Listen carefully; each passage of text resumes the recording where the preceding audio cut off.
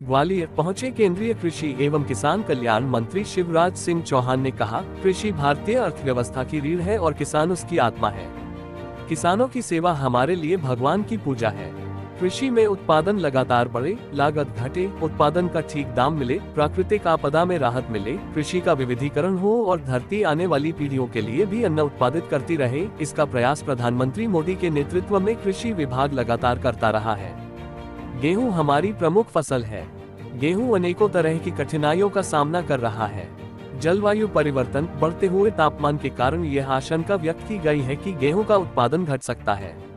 प्रधानमंत्री मोदी के नेतृत्व में पिछले 10 साल में लगभग 44% उत्पादन फसलों का बढ़ा है और गेहूं के उत्पादन में भी हमने नए रिकॉर्ड स्थापित किए हैं। लेकिन आने वाले समय में हमारे सामने जो चुनौतियां हैं, उनका मुकाबला करते हुए हम ऐसी किस्मों का विकास करें जिससे गेहूं का उत्पादन लगातार बढ़ता जाए। बढ़ते तापमान और कम पानी में भी कैसे गेहूं के उत्पादन को और हम बढ़ा पाएं, इसकी कोशिश भी हम कर रहे हैं। किसानों की सेवा हमारे लिए भगवान की पूजा है और कृषि में उत्पादन लगातार बढ़े, लागत घटे, उत्पादन का ठीक दाम मिले,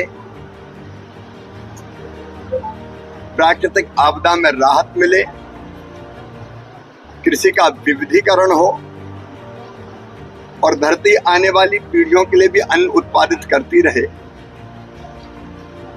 इसका प्रयास हमारे प्रधानमंत्री श्रीमान नरेंद्र मोदी जी के नेतृत्व में कृषि विभाग लगातार करता रहा है। गेहूं हमारी प्रमुख फसल है और जौ का भी अपना महत्व है। गेहूं अनेकों तरह की कठिनाइयों का सामना कर रहा है। जलवायु परिवर्तन के कारण, बढ़ते हुए तापमान के कारण ये आशंका व्यक्त की गई है कि गेहूं का उत्पादन घट सकता है।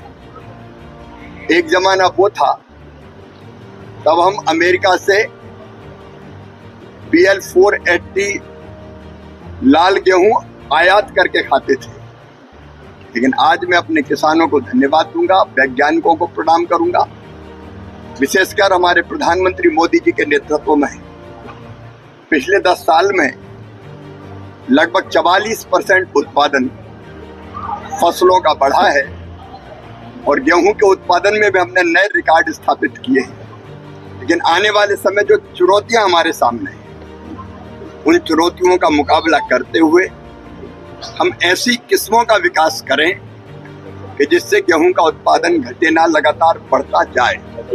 हमने गेहूं की कई नई किस्में हमारे वैज्ञानिकों ने विकसित की है। उनमें बायो फोर्टिफाइड फसलें भी है जो पोषण के लिए बहुत उपयुक्त है।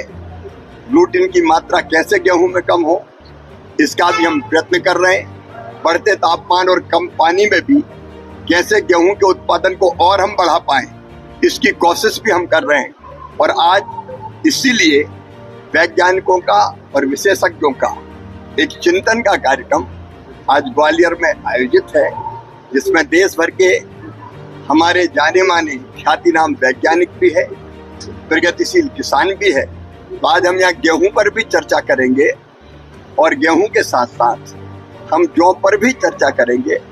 जौ एक बहुत महत्वपूर्ण फसल है पोषण की दृष्टि से, जिसका अत्यंत महत्व है। मित्रों,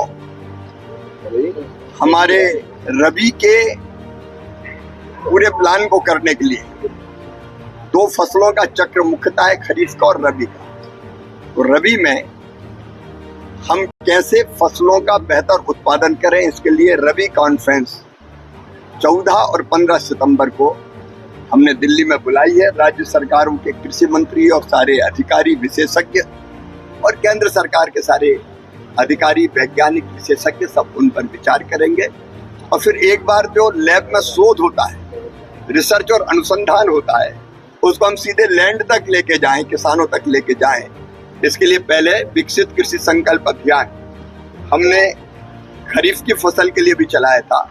अब रबी की फसल के लिए भी 3 अक्टूबर से विकसित कृषि संकल्प अभियान प्रारंभ होगा, उसकी तैयारी भी हम कर रहे हैं। आज मेरा सौभाग्य है कि इस गालब ऋषि की पवित्र धरा पर आज गेहूं और